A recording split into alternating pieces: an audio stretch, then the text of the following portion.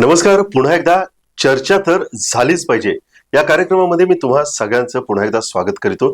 सध्या दिल्लीमध्ये पावसाळी अधिवेशन चालू आहे आणि या पावसाळी अधिवेशनामध्ये वेगवेगळ्या प्रकारच्या मुद्द्यानं हे अधिवेशन गाजणार अशी चर्चा अगोदरपासूनच आहे आणि त्याच्यामुळे दिल्लीचं एकंदरीत वातावरण ऐन पावसाळ्यामध्ये तापणार अशी चिन्ह असताना या पावसाळ्या अधिवेशनाच्या पहिल्याच दिवशी उपराष्ट्रपती जगदीप धनखड यांच्या राजीनाम्यानं वातावरण चांगलंच गरम झालंय.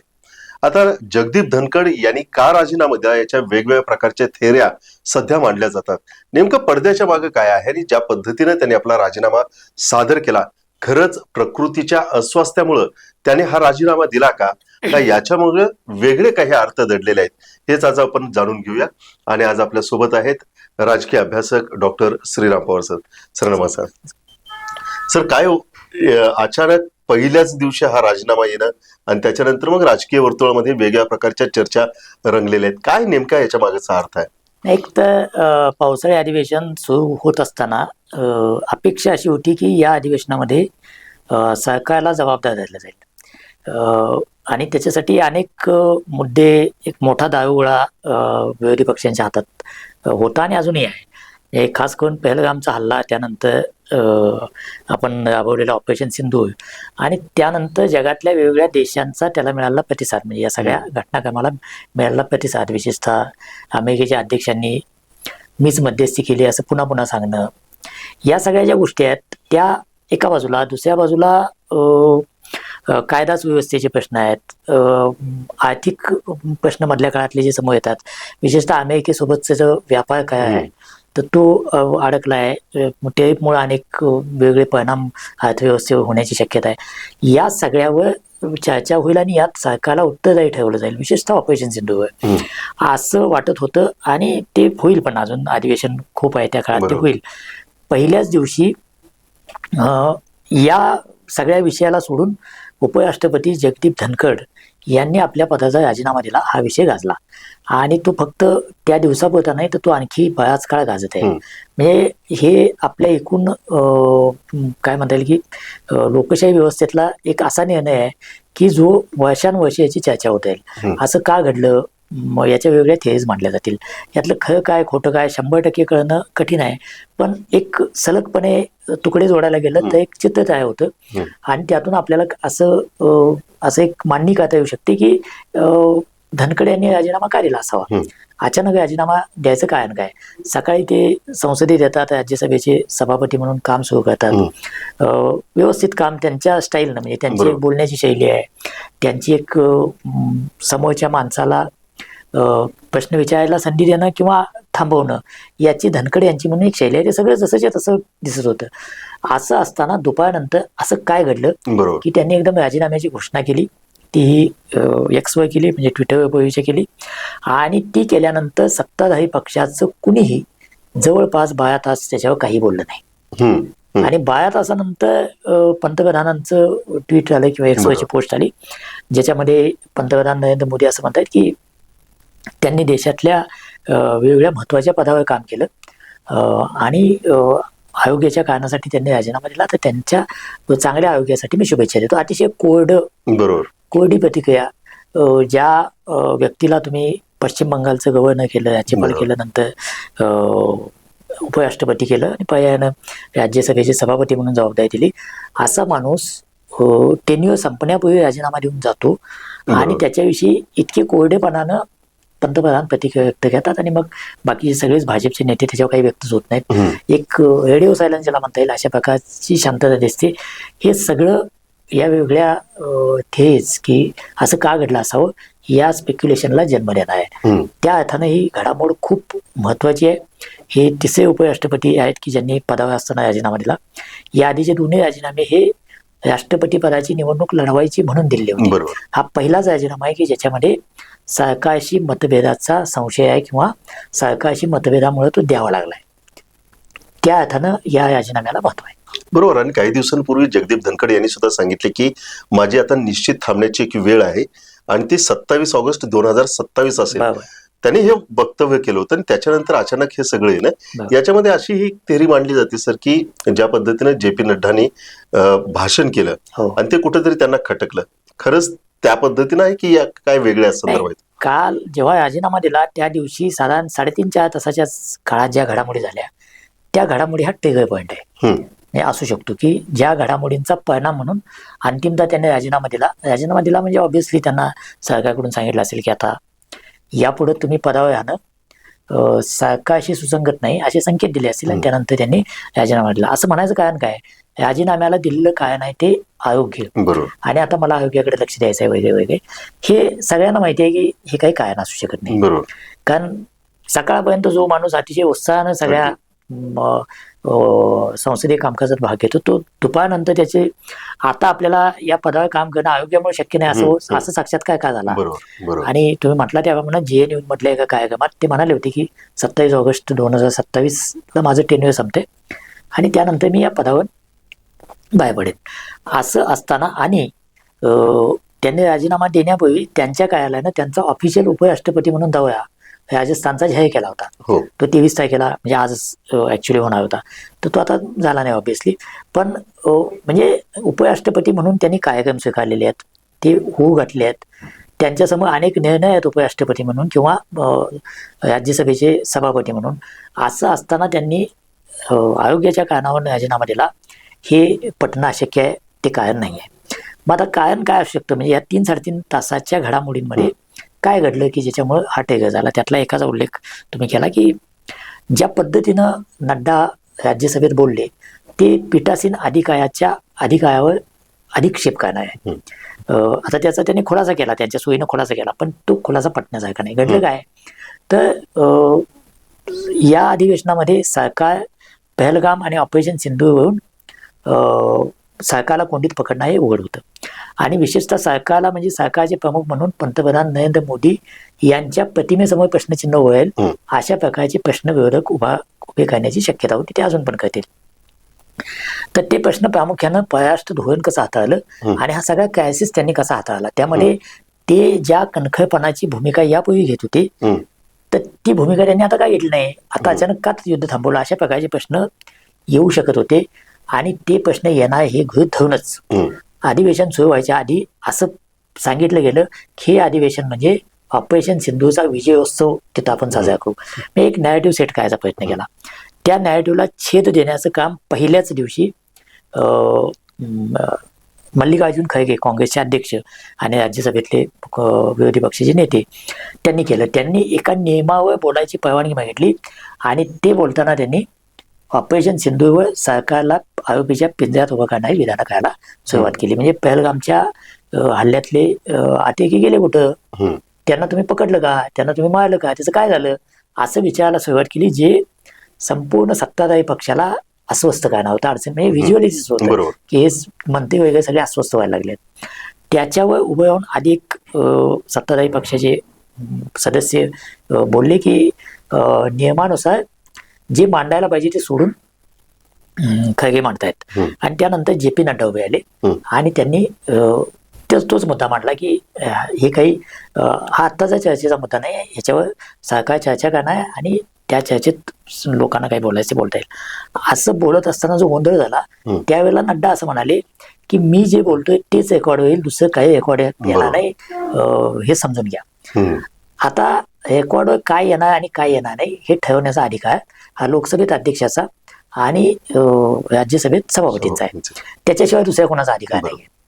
जरी सरकार पक्षाला काही वाटत असेल आणि सरकार पक्षाच्या वाटण्यानुसार निर्णय होत असतील तरी सुद्धा ते ऑफिशियली सांगण्याचा अधिकार फक्त आणि फक्त राज्यसभेत सभापतींचा आहे. असं असताना माझंच रेकॉर्ड होईल, दुसरं काही येणार नाही असं JP नड्डा ते त्या सभागृहाचे नेते म्हणून आणि ते भाजपचे अध्यक्ष पण आहेत असं जेव्हा ते म्हटले तेव्हा तो निश्चितपणे सभापतींच्या एकूण अधिकारांविषयी प्रश्नचिन्ह निर्माण करणं की अधिक्षेप करणारा मुद्दा आहे.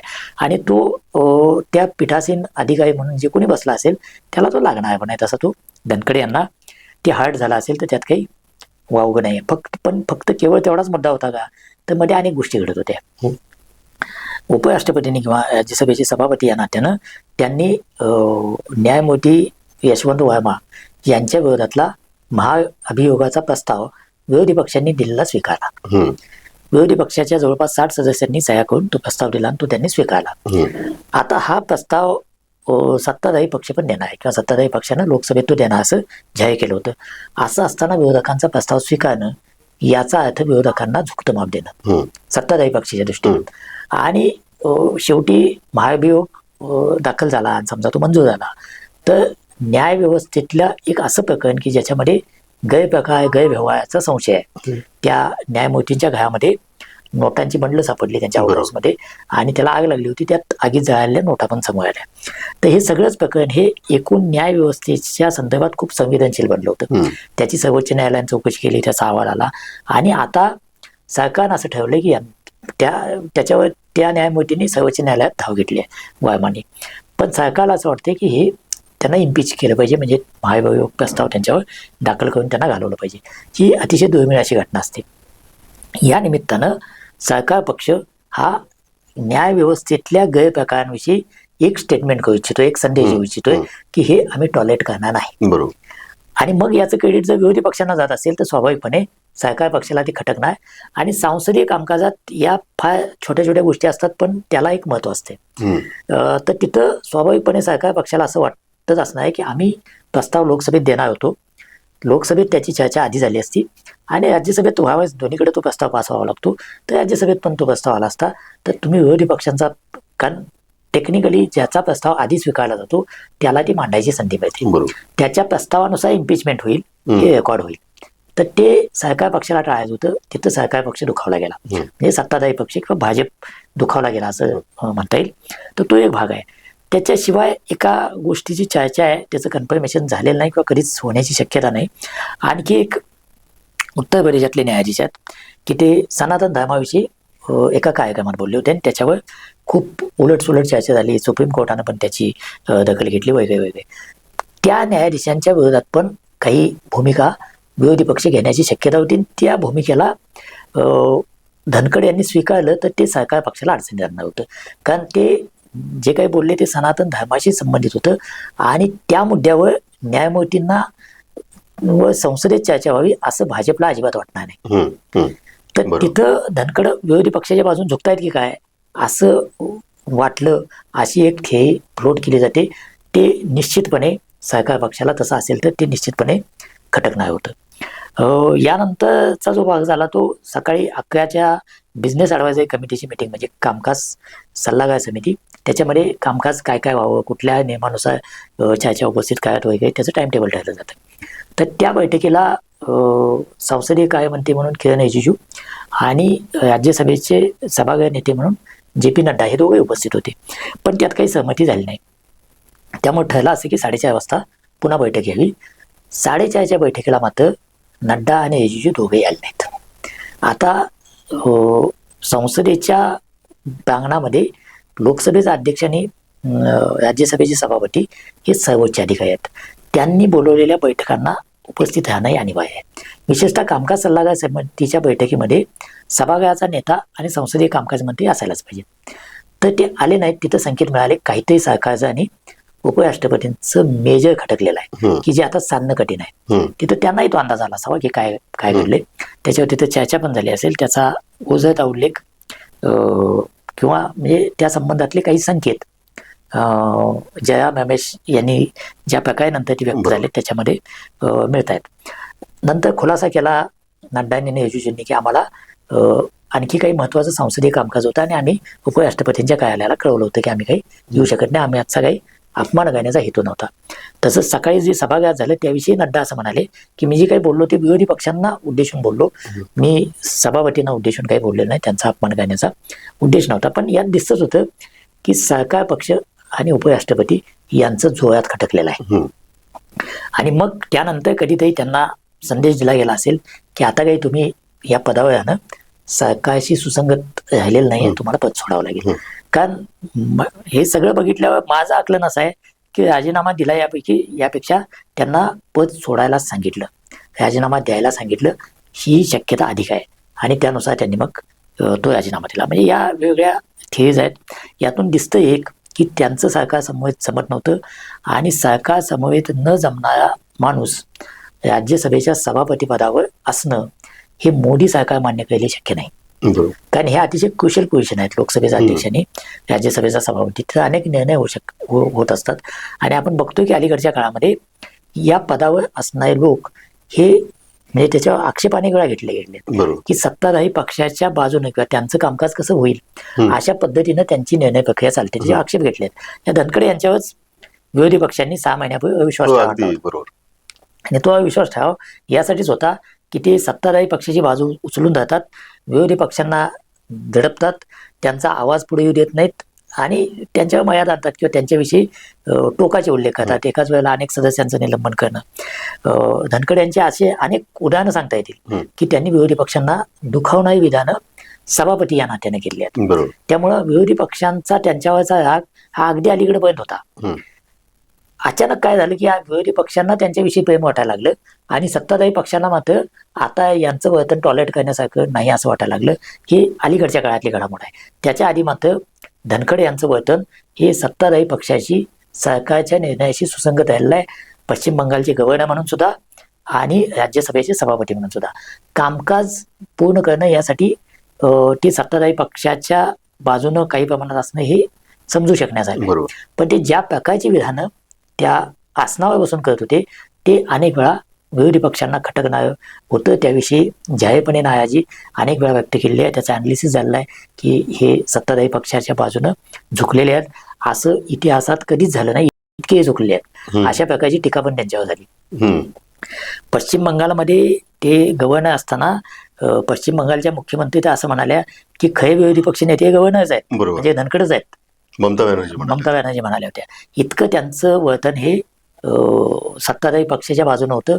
ते अचानक काय झालं तर अचानक अलीकडच्या काळामध्ये त्यांचा झुकाव थोडासा विरोधी पक्षाच्या बाजूनं झालाय की काय अशी एक चर्चा सुरू झाली आणि ते विद्यमान सत्ताधाऱ्यांना ते पचेल ही शक्यता नव्हती. त्यातून हा राजीनामा झाला असं मला वाटतं.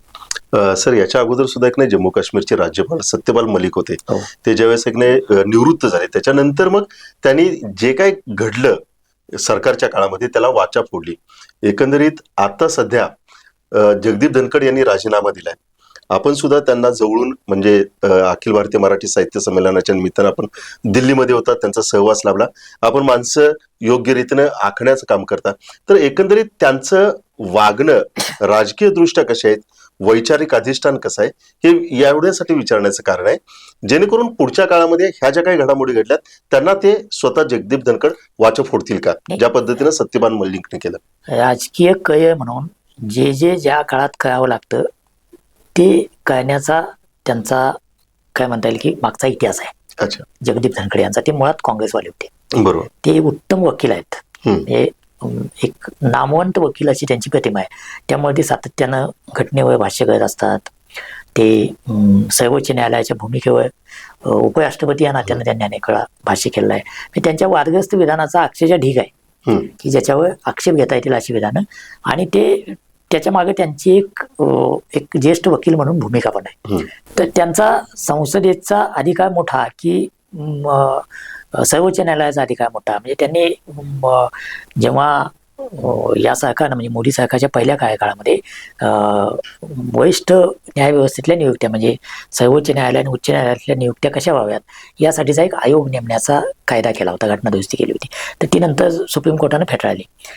तर त्याच्यावर जगदीप धनखडनी जाहीर टीका केली होती की हा काही सर्वोच्च न्यायालयाचा अधिकार नाही आहे, संसद सुप्रीम आहे, कायदा करण्याचं काम संसदेचं आहे, तुम्ही कसं काय यामध्ये हस्तक्षेप करू शकता.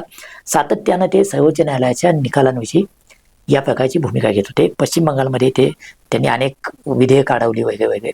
ते मूळ काँग्रेसवाले. त्याच्या आधी ते उत्तम वकील. त्यानंतर ते काँग्रेसच्या बाहेर गेले, अन्य पक्षांसोबत ते एकदा खासदार झाले, एकदा आमदार झाले आणि 2003 पासून ते भाजपसोबत आहेत. त्या काळामध्ये त्यांचं वर्तन हे कायमच भाजपशी सुसंगत राहिलेलं आहे. सगळ्या मुद्द्यांवर त्यांनी भाजपची बाजू ताकदीनं लावून धरण्याचं काम केलं आणि त्याच बळावर त्यांना पश्चिम बंगालचं गव्हर्नर मोदी सरकारने केलं आणि तिथं त्यांनी केंद्र सरकारच्या वतीनं त्यांना हवं तसं काम केलं. पश्चिम बंगालच्या सरकारला जितकं अडचणीत आणता येईल तितकं, म्हणजे 2 राज्यपालांची उदाहरणं जर दिली किंवा 3 उदाहरणं जर आपण घेतली तर हे जगदीप धनखडे हे अतिशय ठोस उदाहरण आहे की राज्य सरकारांना सरकारच्या कामकाजामध्ये किती प्रकारे अडथळे आणता येतील त्याला त्यांनी त्यांचं वकिली समर्थन सातत्यानं दिलं. हा असा निर्णय मी का घेतला, हे विधेयक का अडवलं. पण एकूण कृती ही सरकारला अडचणी थेट संघर्ष ममता बॅनर्जी सरकार आणि त्यांचा सरकार त्या राज्यपाल म्हणून धनखड यांचा झाला होता. तसंच तमिळनाडूचे राज्यपाल आणि स्टॅलिनचं सरकार याचा संघर्ष सातत्यानं चालू आहे. आणि महाराष्ट्रात आपण बघितलं कोश्यारी आणि उद्धव ठाकरेंचा सरकार यांच्यामध्ये असा संघर्ष झाला होता. तर धनखड आणि ममता बॅनर्जींचा संघर्ष हा खूप जोरदार संघर्ष झाला होता. आणि ते सातत्यानं सरकारच्या या भूमिकांमध्ये आपलं मत मांडत होते. आणि ते असं म्हणायचे की मी माझं माइंड अप्लाय करणारा गव्हर्नर आहे, मी काही पोस्टमन नाही आहे. तुम्ही माझ्याकडे काही पाठवलं मी ते जसंच्या तसं सही करून पाठवलं असं काही होणार नाही. आणि ना मी पश्चिम बंगालच्या सरकारचा पोस्टमन आहे ना मी दिल्लीचा पोस्टमन आहे, मी माझं माइंड अप्लाय करेन असं ते त्यावेळेला म्हणायचे. त्याने मुलाखतीत पण हे या गोष्टी सांगितल्या आहे. तर त्यांच्यामध्ये हे स्वतःचं मत व्यक्त करण्याची जी उबळ आहे ती उबळ मला वाटते की अंतिमतः मोदी सरकारने त्यांच्यामध्ये खटकण्याचं कारण ठरले असावी. तोपर्यंत ते मोदी सरकारच्या बाजूनच काम करत होते आणि ते हे अतिशय चांगल्या पद्धतीनं करतायत म्हणूनच त्यांना उपराष्ट्रपती केलं. कारण राज्यसभेमधला सभापती हा सरकारच्या भूमिकांशी सुसंगत असावा. राज्यसभेत अनेक वेळा सरकार अडचणीत येण्याची शक्यता असते, तेव्हा तिथं आपल्या बाजूनं व्यवस्था राहावी असा प्रयत्न कुठलंही सरकार करते, तसं या सरकारनं पण केलं. तर त्या कॅल्क्युलेशनमध्ये जगदीप धनखडे उत्तम बसतायत म्हणूनच त्यांना उपराष्ट्रपती केलं गेलं. पण अलीकडच्या काळामध्ये हे खटकाला सुरुवात झाली. आता तुम्ही विचारलं की यानंतर ते काय करतील. म्हणजे सत्यपाल मलिकने जम्मू काश्मीरचे राज्यपालानंतर नायब राज्यपाल म्हणून ते जेव्हा बाहेर पडले तेव्हा त्यांनी अनेक गोष्टींचे खुलासे करायला सुरुवात केली, गौप्यस्फोट करायला सुरुवात केली. ती खूप गाजली. त्याचा परिणाम झाला नाही सरकारवर, पण ते गाजले. त्यांनी उपस्थित केलेले प्रश्न आजही रास्त प्रश्न आहेत की त्याची उत्तर मिळत नाही आहेत. विशेषतः तो जो CRPFच्या जवानांवर हल्ला झाला, दहशतवादी हल्ला झाला, त्या संबंधात त्यांनी उपस्थित केलेल्या प्रश्नांची उत्तर मिळाली नाहीत. पण सत्यपाल मलिक आणि जगदीप धनखड या दोन व्यक्तिमत्वांमध्ये फरक आहे. सत्यपाल मलिक हे कायमच म्हणजे तेही पूर्वी समाजवादी विचारसरणीकडे झुकलेले किंवा त्या प्रकारचं राजकारण करणार होते. नंतर ते BJPच्या जवळ गेले. पण सत्यपाल मलिक हे संपूर्ण करिअरमध्ये ठोसपणे आपल्याला जे पटलं ते बोलण्यासाठी प्रसिद्ध आहेत. आणि त्यांनी त्या प्रकारच्या भूमिका जाहीरपणे सातत्याने घेतलेल्या होत्या. ते कुठल्याही पक्षात असो त्या प्रकारच्या भूमिका घेतल्या होत्या. जगदीप धनखड हे काही त्या प्रकारचं व्यक्तिमत्व नाही. ते जिथं असतील त्या व्यवस्थेशी सुसंगत वागत आलेत बहुतांश वेळा. त्यामुळं ते उपराष्ट्रपती पदावरून आता गेल्यानंतर सरकारला अडचणीत काही आणणार काही करतील का हे बघावं लागेल. पण माझं गट फिलिंग आहे की ते असं काही करणार नाहीत. त्यांच्या दृष्टीनं ते पद संपलं, आता ते आणखी नवीन काहीतरी करतील. ते विद्वान वकील आहेत, ते लिहितील वगैरे आणखी काही गोष्टी करतील. पण ते सरकारला अडचणीत आणणाऱ्या मुलाखती जशा सत्यपाल मलिकने दिल्या तशा काही ते देतील अशी शक्यता खूप मला कमी वाटते. अच्छा सर, याच्यानंतर आणखी एक प्रश्न त्यांच्या बाबतीमध्ये म्हणजे हे जे काही प्रकरण घडलं याच्यानंतर विरोधकांच्या हातामध्ये आयतं कोलीत मिळालं, तर सरकारवरती थोडासा आता दबाव आलेला आहे. याचं मायलेज कुणाला जास्त राहील, म्हणजे सरकारला जास्त राहील की ठीक आहे की आता एक नाही जगदीप धनखड नाही की जे विरोधकांकडे झुकत होते पण ते आता नाहीत, आपण त्याच्याऐवजी दुसरी काहीतरी व्यवस्था करू. ते तर उघड आहे. म्हणजे हे उपराष्ट्रपती पदावर गेले, माझं मत आहे की त्यांना जायला सांगितलंच नाही, त्यानंतरच गेले. त्यानंतर दुसरं कोणी येईल ते सरकारशी आणखी सुसंगत असेल असाच माणूस आणला जाईल, त्याच्यामध्ये काही शंका नाही. कारण साहजिक आहे सरकारची जी सहज दिसणारी भूमिका आहे, त्यामुळं ते त्याच प्रकारे आणलं जाईल. ज्या प्रकारे राजीनामा दिला त्यामुळं विरोधकांच्या हातात एक काय म्हणता येईल तातडीचं हत्यार मिळालं. पण ते किती वापरता येईल, कारण हेच विरोधक त्यांच्यावर पूर्वी टीका करत होते. त्यांनी त्यांच्यावर अविश्वासाचा ठराव बनवला होता. अलीकडच्या काळामध्ये उपराष्ट्रपतींच्या घरामध्ये विरोधी पक्षातले नेते जास्त दिसायला लागले. वस्तुस्थिती आहे, केजरीवाल तिथे दिसले, संजय सिंग दिसले, मल्लिकार्जुन खरगे पण दिसले. म्हणजे असे यांच्या भेटीगाठी वाढायला लागल्या. हे मोदी सरकारला खटकलं असण्याची शक्यता आहे. पण हे अलीकडच्या काळात आहे. त्याच्या आधी मात्र ते पूर्णपणे त्या बाजूला झुकल्यासारखे दिसत होते. त्यामुळे आता ज्यांना कोणाला नवीन आणतील ते त्याच्याशी सुसंगतच असतील आणि ते सरकारच्या बाजूनं ती व्यवस्था चालेल अशाच प्रकारे व्यक्ती आणली जाईल. जे कोण तिथे येतील ते त्याच प्रकारचे असतील असे खाते करून आता आणली जाईल. माझ्या मते त्यापेक्षा या सगळ्या प्रकरणाचा संदेश काय आहे तर खळगेंना बोलू द्यावं की देऊ नये सरकारची एक भूमिका असू शकते, पण पीठासीन बरोबर. अधिकारी म्हणून त्यांना बोलू द्यायचं आणि कुठं पण बोलू द्यायचं हा त्या अधिकाऱ्याचा निर्णय आहे. बरोबर. एकाला विश्वासाचा ठराव महाभियोगाचा प्रस्ताव हा विरोधकांचा स्वीकारायचा की स्वीकारायचा नाही याच्याविषयीची सरकारची भूमिका असू शकते, पण तो स्वीकारण्याचा अंतिम निर्णय हा सभापतीचा किंवा अध्यक्षांचा आहे. तर तो आम्हाला हवा तसाच करावा, तसा केला नाही तर त्या पदावरच्या माणसाला आम्ही घालवू, हे जे आहे हा अतिशय स्पष्ट संदेश आहे. तो या सरकारच्या एकूण कार्यपद्धतीविषयी काय ते सांगतो. ते काय सांगतो तर आम्ही ज्याला कोणाला पद देईल तो 100% आमच्या कार्यक्रमाशी आमच्या भूमिकांची निष्ठावंत असला पाहिजे. त्या निष्ठेमध्ये थोडीशी जरी ती निष्ठा पातळ आहे अशी शंका आली तर तो माणूस काही त्या पदावर राहणार नाही. हे इतकं साफ संदेश याचा आहे. परंतु याच्या निवडी तर एक नाही निपक्षपणे व्हावेत असे म्हणजे संकेत आहेत. इंग्लंडमध्ये प्रथा अशी आहे की जो सभापती म्हणून निवडून जातो तो त्या क्षणाला राजकीय पक्षापासून दूर होतो, तो ऑफिशियली त्या पक्षापासून बाजूला होतो. आपल्याकडे तसं होत नाही. आणि मग त्यानंतर तो तटस्थ असला पाहिजे नव्हे, तो तटस्थच राहतो. असाच सर्वसाधारणपणे तिथला इतिहास आहे. आपल्याकडे मात्र उदाहरणं अशी अनेक देता येतील. विशेषतः महाराष्ट्राच्या राजकारणामध्ये ज्या प्रकारे पक्ष फोडून गट्ट्यानं आमदार गेले, त्यानंतर अध्यक्ष म्हणून ज्या प्रकारच्या भूमिका घेतल्या त्याच्यावर खूप टीका झाली. तर अशा प्रकारची टीका का होते, कारण जो अध्यक्ष येतो तो राजकीय पक्षाचा लेवल असला येतो, किंवा सभापती येतो तो राजकीय पक्षाचा लेवल असला येतो. आणि मग तो निर्णय घेताना त्याचं सगळं सुटलेलं नसतं, राजकारण सुटलेलं नसतं त्याचं. कदाचित तो पुन्हा निवडून येणार असतो आणि पुन्हा निवडून येताना तो त्या पक्षाकडूनच येणार असतो, पुन्हा तो कदाचित मंत्री पण होणार असतो.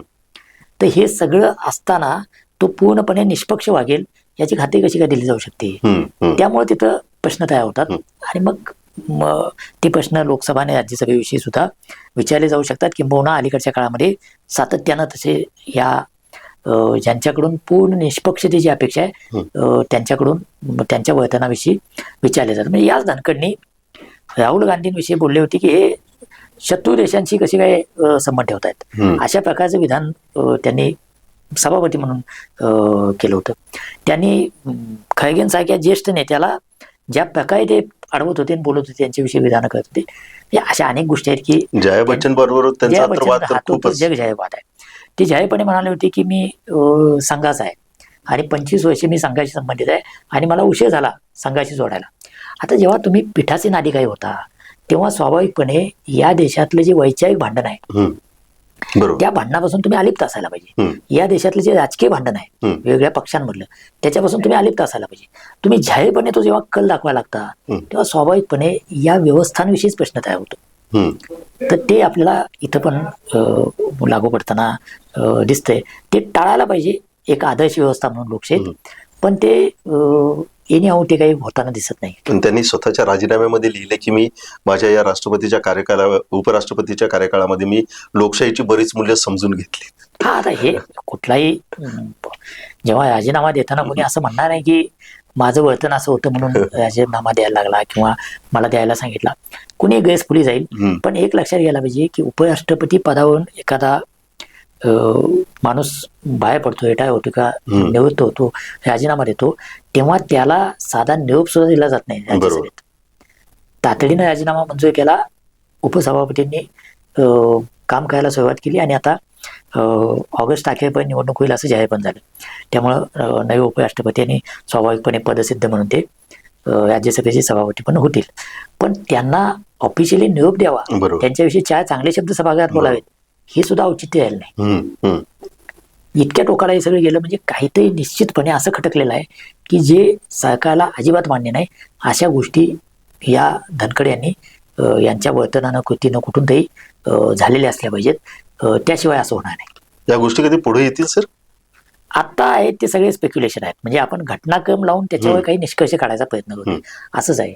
अनलेस धनखड स्वतः काही बोलणार नाहीत किंवा या सगळ्या गोष्टींची माहिती असलेलं कुणी काही बोलणार नाही तोपर्यंत, किंवा आता समजा कोणी बोललं तरी सुद्धा तो त्याच्या पर्स्पेक्टिव्हनं बोलेल. बरोबर. त्यामुळे यातलं 100% खरं या सरकारचे प्रमुख म्हणून नरेंद्र मोदी या विषयावर काही बोलतील अजिबात शक्यता नाही. अमित शहा काही बोलतील शक्यता नाही, नड्डा काही बोलतील शक्यता नाही. मग याच्याशी संबंधित लोक कोण आहेत की जे बोलू शकतील? त्यामुळं आता आपण फक्त अर्थच लावू शकतो. आणि सहकार पक्षाकडून सांगितलं जाईल की त्यांच्या आरोग्याचा प्रश्न होता, त्यामुळे त्यांनी राजीनामा दिला. धनखडनी पण ऑफिशियली तसंच सांगितलेलं आहे. विरोधी पक्ष म्हणत असतील की याच्या पलीकडे याच्यामध्ये काय आहे, तर ते पलीकडे म्हणजे नेमकं काय आहे, तर त्याचा आत्ता ते आपण आत्तापर्यंतच्या घटनांची शृंखला लावून अर्थ लावू शकतो.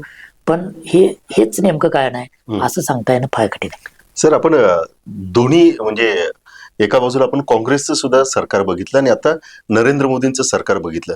प्रत्येकच सरकारनं आपापल्या मर्जीतली माणसं, आपापल्या विचाराची माणसं त्या ठिकाणी बसवली. त्या पद्धतीने जरी उघडपणे नसलं तरी अप्रत्यक्ष जे त्यांना हवा अजेंडा आहे त्या पद्धतीनं काम करून घेतलं. पण दोन्ही ह्याच्यामध्ये काय तुम्हाला एक बेसिक फरक दिसतोय? नाही, प्रश्न असा आहे की सत्ताधाऱ्यांना असं वाटणं की आपल्याशी सुसंगत लोक वेगवेगळ्या पदांवर असावेत, तर ते वाटत राहणार. कारण कुणालाही आपल्या सत्तेमध्ये अडथळा नको असतो. बरोबर. म्हणजे काँग्रेसने नियुक्त केलेले राज्यपाल आणि जेव्हा म्हणजे तो हे बरखास्त सरकार बरखास्त करण्याविषयीचे सुप्रीम कोर्टाचे निर्णय गाईडलाईन आल्या नाहीत तोपर्यंत ज्या पद्धतीनं काँग्रेसनं विरोधी पक्षांची सरकार बरखास्त केली ते कुठल्या लोकशाही तत्वावर बसणार होतं. त्यामुळं प्रश्न असा आहे की संधी येते तेव्हा सगळेच जण आपल्या हातात अधिकार कसे एकवटतील असा प्रयत्न करत असतो. त्याला सुप्रीम कोर्टानं जिथं जिथं चाप लावला त्यानंतर मग ते चित्र थोडं बदललं. अलीकडच्या काळामध्ये मागच्या 10 वर्षामध्ये ज्या नियुक्त्या होतात, विशेषतः राज्यपालांच्या नियुक्त्या आणि या घटनात्मक पदांवरच्या नियुक्त्या, या पूर्णपणे सरकारशी अलायन असल्यासारखं दिसतंय. बरोबर. जे पूर्वी तितकं दिसत नव्हतं. म्हणजे काँग्रेसच्या काळामध्ये हे झालं नाही असं अजिबातच नाही. काँग्रेसनं काही सगळं राजकारण सोडून पूर्ण तटस्थपणे लोकांना काम करू दिलं असं म्हणायचं काहीच कारण नाही. सगळ्याच सत्ताधाऱ्यांना सत्ता एकवटावी असं वाटत असतं. पण अलीकडच्या काळामध्ये सरकार सांगत असो किंवा नसो, ज्या टोकाला राज्यपाल जात आहेत, ज्या टोकाला हे पीठासीन अधिकारी जात आहेत, ते निश्चितपणे त्याच्यावर आक्षेप येत आहेत. लोक जाहीरपणे त्याच्यावर प्रश्न विचारत आहेत आणि प्रश्न विचारावे असं वर्तन होतंय. बरोबर. तुम्ही अनेक वर्ष सरकारचे कायदे अडवून ठेवणार असाल तर राज्यपालांच्या वर्तनावर प्रश्न विचारणार ना? काय विचारणार नाही? सरकारनं दिलेलं अभिभाषण तुम्ही वाचणार नसाल तर राज्यपाल म्हणून तुमची जी जबाबदारी आहे ती तुम्ही करत नाही तर प्रश्न विचारले जाणार. ज्या पद्धतीनं तुम्ही विरोधकांची वागताय सभागृहामध्ये, लोकसभेत आणि राज्यसभेत, त्यावरून प्रश्न विचारले जातात. तर हे होणार आणि ते झालं तरी आम्हाला काही फरक पडत नाही असं जेव्हा संपूर्ण राज्य व्यवस्थेचं म्हणजे त्याच्यामध्ये केंद्र सरकार हा प्रमुख घटक असं जेव्हा त्यांचा ऍटिट्यूड तयार होतो तेव्हा प्रश्न तयार होतात आणि ते प्रश्न आपल्यासमोर आहेत. ते प्रश्न नाकारायचं काही कारण नाही. बरोबर. तर याच्यानंतर एक शेवटचा प्रश्न. आता जगदीप धनखड म्हणजे आता ते पायउतार झालेलेच आहेत. ऑगस्टमध्ये सर्वसाधारण निवडणूक आहेत. तर कुठले चेहरे तुम्हाला सध्या निदान आता मोदी सरकारच्या नजरेतून दिसत आहेत? नाही, मोदी सरकारच्या कारण नितीश कुमारांचं नाव पुढे आहे. निवडीविषयी काही स्पेक्युलेशन करणं फार कठीण आहे. म्हणजे आत्ताच्या सन्माननीय राष्ट्रपती द्रौपदी मुर्मू या त्या पदावर साठी निवडल्या जातील असं कोणाला वाटलं होतं का त्यांची निवड होईपर्यंत, त्याचं नाव जाहीर करेपर्यंत? त्यामुळं ह्या सरकारची कार्यपद्धती ही खूप आधीच्या सरकारांपेक्षा वेगळी आहे. म्हणजे आधीच्याच भाजप सरकारपेक्षा सुद्धा ती वेगळी आहे. त्यामुळे स्पेक्युलेशन करता येतील. नितीश कुमार यांचं नाव धनखडने राजीनामा दिल्यावर चर्चेत आलं.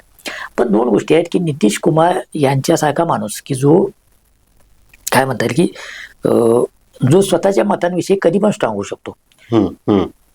त्यांचं पॉलिटिकल स्टँडिंग आहे. या धनखडनं तसं पॉलिटिकल स्टँडिंग काहीच नाही. पण नितीश कुमारना बिहारमध्ये एकूण देशाच्या राजकारणामध्ये पॉलिटिकल स्टँडिंग आहे. असा माणूस जो सरकारला अडचणीत आणण्याची शक्यता आहे अशा पदावर सरकार आणेल का? मला नाही वाटत आणेल. दुसऱ्या बाजूला नितीश कुमार का स्वीकारतील? ते अजूनही बिहारच्या ऍक्टिव्ह राजकारणात आहेत. त्यामुळे मला ते वाटत नाही तर राजनाथ सिंहांचं नाव चर्चेत आहे. त्यांच्याविषयी मला काही खूप वाटत नाही की ते असतील. याच्यापेक्षा वेगळं नाव जे सरकारशी सुसंगत आहे असं स्वाभाविकपणे असेल, पण एकूण देशातली कॅल्क्युलेशन्स आणि मग कुठल्या विशिष्ट समुदायाचा सन्मान केला वगैरे अशा प्रकारची नॅरेटिव्ह मांडता येतील. अशा पद्धतीनं नवं नाव आणलं जाईल असं मला वाटतंय. आत्ता जी नावं चर्चेत आहेत ती नावं म्हणजे जी वेगवेगळ्या अधिकार पदांवर आत्ताच आहेत त्यातलं कोणी येईल असं मला वाटत नाही. तर एकंदरीतच उपराष्ट्रपती जगदीप धनखड यांनी राजीनामा दिल्यानंतर वातावरण मी सुरुवातीला सांगितलं त्या पद्धतीनं राजकीय वातावरण गरम झालं आणि सरांनी सांगितलं त्या पद्धतीनं की याचे अर्थ नेमके काय आहेत, कोणत्या परिस्थितीमध्ये राजीनामा द्यावा लागला, एकतर जगदीप धनखडच सांगू शकतील किंवा या सगळ्या गोष्टीचे जे कोणी साक्षीदार असतील तेच याच्यावरती भाष्य करू शकतात. पण तुर्तास आपण फक्त हे जर बिंदू जोडायचे ठरवले तर त्यातून एक चित्र तयार होऊ शकतं आणि त्या चित्राच्या द्वारेच आपण अर्थ लावू शकतो. तर वेगवेगळ्या प्रकारचे मुद्दे आपण चर्चेमध्ये आणले आणि ते जोडण्याचा आपण प्रयत्न केला. पण एक मात्र नक्की की आमच्या विचाराच्या बाहेर, आमच्या एखाद्या गोष्टीच्या बाहेर जर जाऊन तुम्ही काय करणार असाल तर आमचं लक्ष तुमच्यावरती आहे आणि त्याची किंमत तुम्हाला चुकवावी लागणार, हा अप्रत्यक्ष संदेश मात्र या निमित्तानं दिला गेला आहे. भविष्यामध्ये आता कोण उपराष्ट्रपती होईल हे बघावं लागणार, त्याच्या मागे नेमके काय या सरकारकडून अपेक्षित आहे हे सुद्धा बघावं लागणार आणि या सगळ्याच गोष्टींचा परिणाम या सरकारवरती आणि किंबहुना या राजकारणावरती राहील. पण तुर्तास तरी आपण जगदीप धनखड यांच्या राजीनाम्यामुळे या ठिकाणचं वातावरण मात्र निश्चित तापलंय असंच आपल्याला म्हणावं लागेल. तुर्तास आपण इथंच थांबू, कुठेही जाऊ नका, बघत राहा टीव्ही नेक्स्ट मराठी. सर, आपण या स्टुडिओमध्ये आलात त्याबद्दल मी आपले मनापासून आभार.